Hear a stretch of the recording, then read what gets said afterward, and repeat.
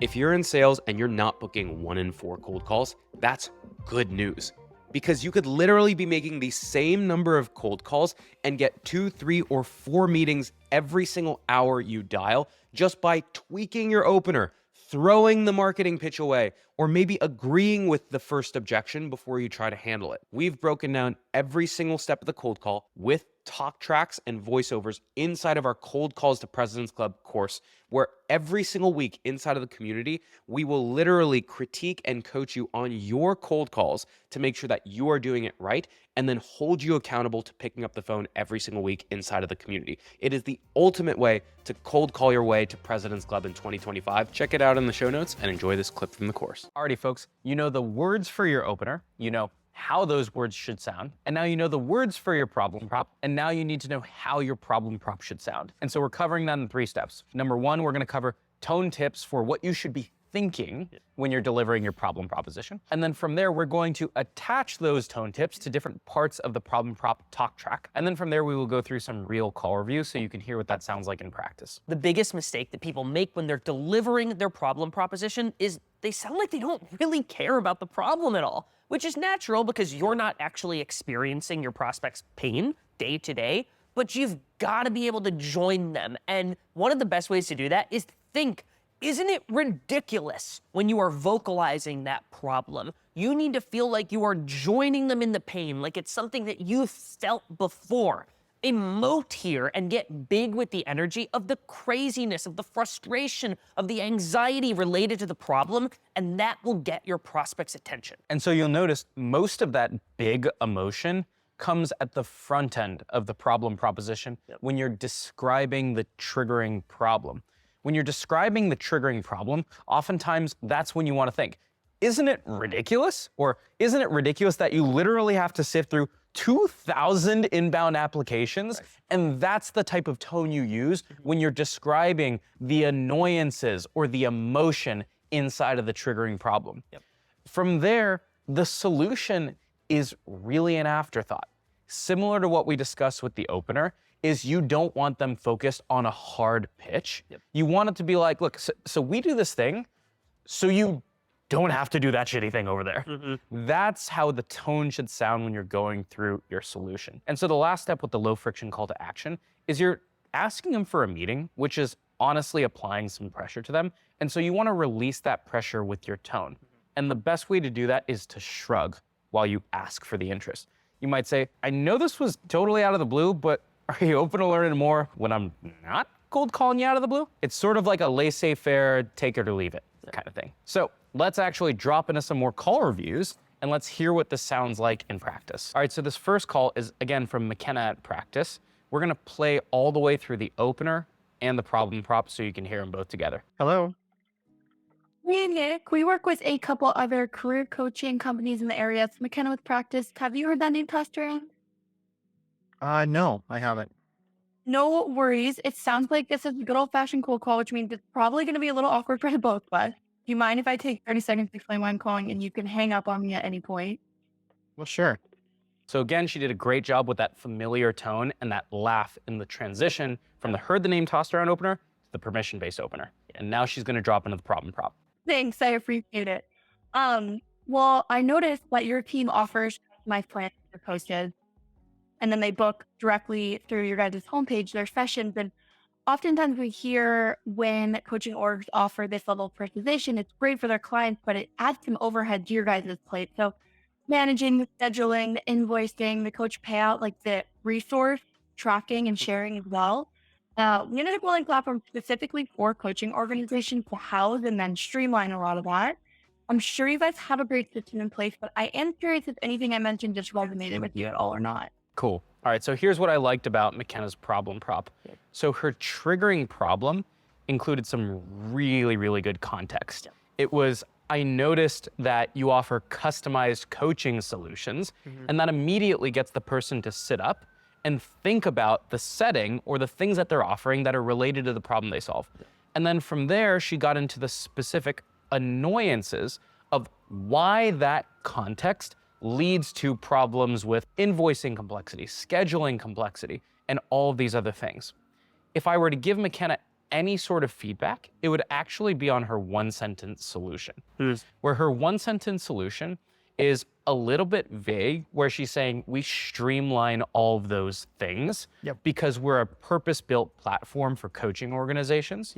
But I do like the fact that she said that we are a purpose-built platform for coaching organizations, which allows us to solve those problems. Yeah, I think generally her tone throughout this thing is like, she clearly cares about what she's talking about. Even if you think about, like, she's like, I noticed this on the site, the way that she's calling out, like, she's making it very clear, I did some prep for this thing. And then along the way, she's sort of rattling off, here's the problems. Yeah, I feel like she actually gives a damn about what she's talking about, which matters more than you realize. Let's hear another one. I think the next one's Dylan over at Covey. And as a reminder, Covey has the AI sourcing robot that allows you to screen thousands and thousands of inbound resumes so you don't have to do that yourself. All right, let's dive in. Well, Hey, Noel, this is Dylan. I know you're not expecting this call, so feel free to hang up if you need to. Was just hoping you had 30 seconds for me to explain how I was calling.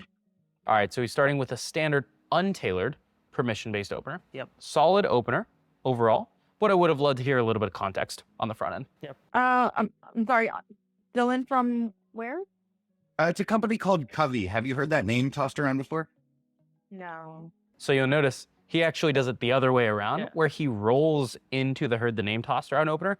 We've actually worked on this a little bit together, and it's sort of awkward, and it creates this stop-start in the call where it's almost going back to an introduction instead of going right into a permission-based ask and going right back into your problem. I've heard a lot of people do this. You can't start with, hey, this is a cold call, and then try to make it seem like this is familiar, this is a peer, this isn't a cold call. You can't go in that order. You can go heard the name first and then fall back on permission-based, but it doesn't work when you go backwards. So now at this point, let's see what happens when Dylan does deliver his problem prop. Okay. Well, if you have 30 seconds, you can decide if you want to keep on talking after, if that makes sense for you. Sure. Cool. Appreciate that. Yeah. So the main reason I'm reaching out is just that most talent teams just kind of hate sifting through 2,000, 3,000 or so inbound applications to figure out which of the 5 candidates they should actually talk to. So essentially what Covey does is it takes your ideal candidate criteria and uses AI to surface the top applicants. So you're not necessarily spending all day screening resumes. I know you're probably all set in this department, but was just wondering if you may be open to taking a look. Maybe not for now, but just so you kind of know what's out there. So you'll notice the words per the talk track are on point. Perfect. The biggest thing that I would critique is it's a little bit of the going through the motions tone. Yes. It doesn't feel like Dylan is joining the pain of, look, literally imagine you post a job and you see 1,000 applicants. Where would you even start? You would have to scroll through them one by one. And I wish he would join that ridiculousness of the problem. Yeah, it's flat the whole way through. You've got to vary your tone. There's got to be some big energy, and then you've got to have that almost afterthought of the solution. And that didn't come across there.